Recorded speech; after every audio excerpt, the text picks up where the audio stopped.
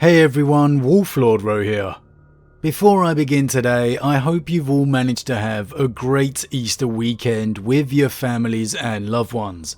And secondly, man, I have to say I really enjoyed the Traitor War we had last week. It was full of surprises, from close fought victories to out and out obliterations. But in case you missed it, there was one legion that emerged triumphant. After having close fought battles against the Alpha Legion and then Death Guard, they defeated Magnus and his 1,000 sons in the grand final. And so it was the Iron Warriors who emerged the winners of our Traitor Legion War. General spoiler warning for today, and a specific one for the novel Dead Sky Black Sun by Graham McNeill. As always, I really recommend you read the stories for yourself first, as that's the best way to enjoy the lore for yourself. Not only that, we help to support the great Games Workshop and Black Library, because without them we don't have this amazing lore to talk about. I will put a link in the description as always. But with that said, let's just jump straight in. Now, I certainly didn't expect the Iron Warriors to come out on top when this tournament began. My money, as I said, was on the Death Guard, but I could also see the Black Legion emerging victorious. And while yes, I'm sure for you Iron Warrior fans it was never in doubt, for the most part, I don't think many of us thought the Iron Warriors were coming out on top before it began. And in reality, doesn't that just typify the Iron Warriors and Perturabo? Absolutely perfectly. They just are the Forgotten Legion.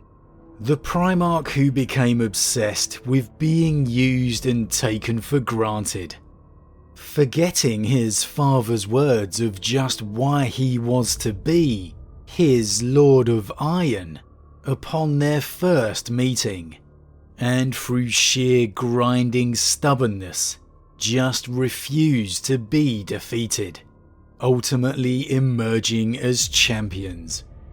Honestly, I can't think of a better winner to the week. And really, it does just highlight how the Iron Warriors truly are the forgotten Traitor Legion to me. After all this time, all this development upon the lore, we really still know and see so much less of the Iron Warriors than any of their traitor kin. I mean, we still don't even know what a demon elevated Perturabo even looks like. The only traitor Primarch we haven't even at least seen artwork of in his new form. But for all this neglect, for want of a better word, there are still pearls of great insight within the lore that we have. Take for example all the way back in the third Uriel Ventress novel, Dead Sky Black Sun. Uriel and his companion Pausanias find themselves upon Medrengard, the home of the Iron Warriors, and we get an absolutely fantastic passage on it, truly showcasing just what a homeworld of a Traitor Legion can be. "Where are we?" said Pausanias. "Where have you brought us?" "This is Medrengard, world of bitter iron," said the Omphalos Demonium, domain of the demon Primarch. "Perturabo, can you not feel his presence on the air? The malice of a being who once walked with gods, and is now cast down to dwell beyond the realm he once bestrode. Look upon this ashen world and despair."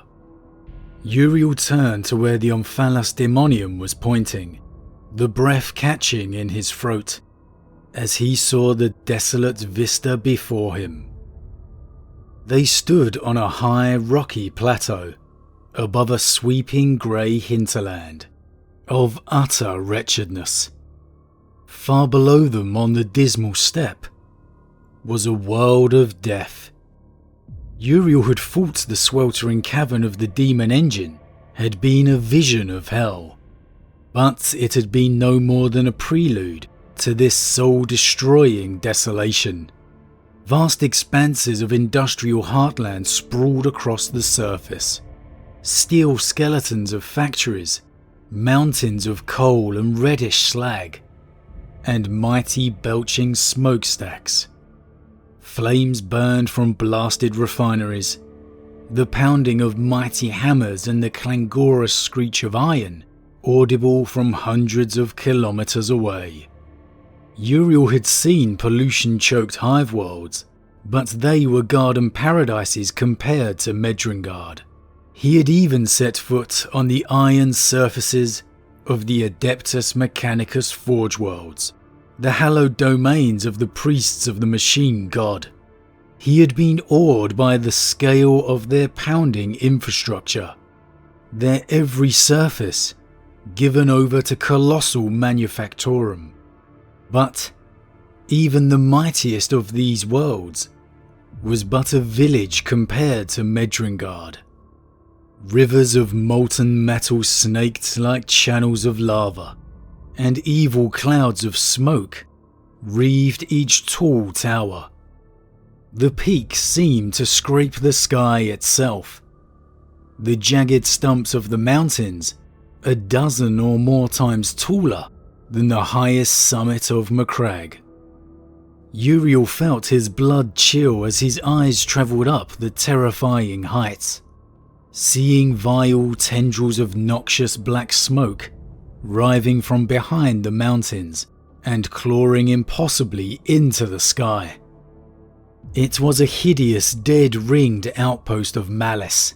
Tarnished steeples and stained walls, deathly weed-tangled spires and empty halls were filled with limping and shuffling ghosts who blindly obeyed the loathsome will of the city's diabolical master, Traitor, Lord and Master of the Iron Warriors.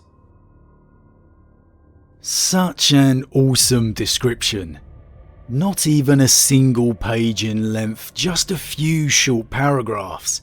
Yet it truly conjures up an evocative image of the homeworld of the Iron Warriors within your mind. A fortress city that, in comparison, turns even the proudest of Imperium Forge worlds into a simple, pathetic parody. Medrengard symbolises everything the Iron Warriors have become. And this is then perfectly encapsulated in a single word: hate. The sense of unbound and overwhelming hatred is so real and tangible, Uriel can taste it upon the air. It's so powerful he has to turn his eyes away from the city to the pollution-filled sky.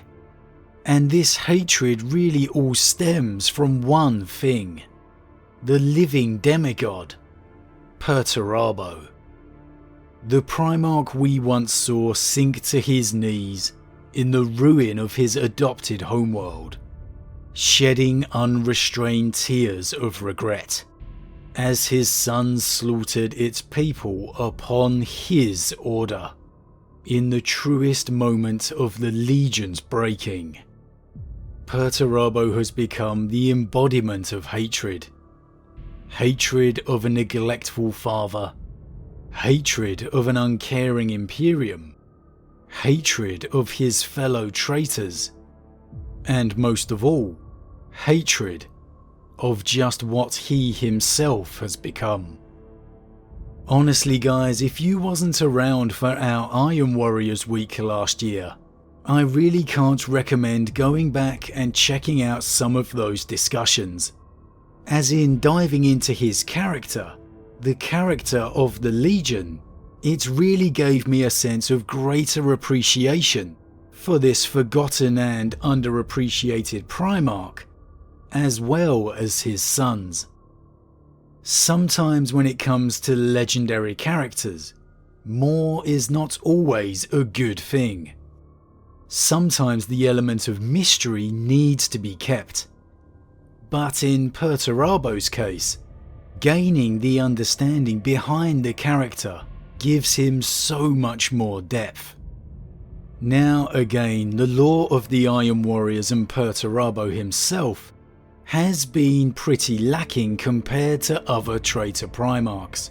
What we do know is that Perturabo has spent the vast time of his solitude upon Medrengard focusing on Segmentum Obscurus, which all culminated at the climax of the 13th Black Crusade, as the Iron Warriors were unleashed across the Segmentum. However, rather than seeing this truly elevate to the next level, Perturabo made a very uncharacteristic move, seemingly casting his millennia-old plan aside by then appearing upon the world of Dissactis, fighting against the Death Guard and his brother in search of the Temple of Ascension, in what became known as the War of Rust and Ruin.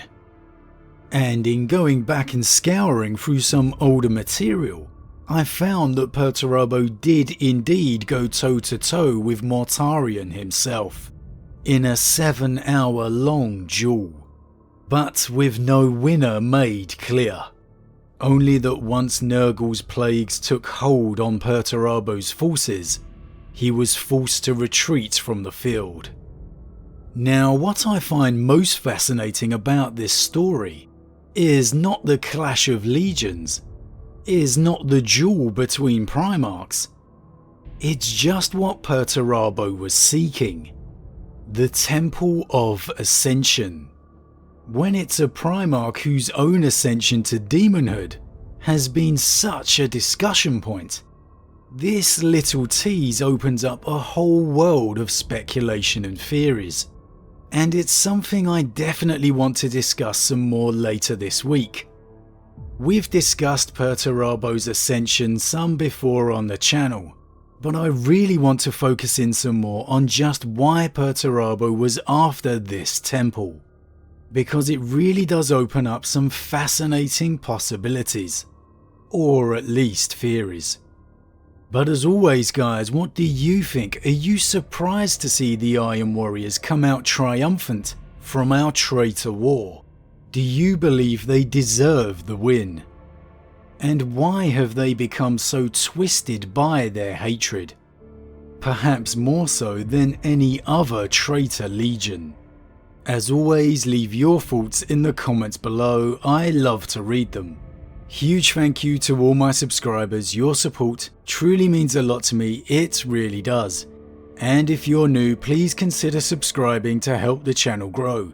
And if you enjoyed this particular vid, then why not drop a like on it too. But with that said, I am off, and I'll see you all again real soon.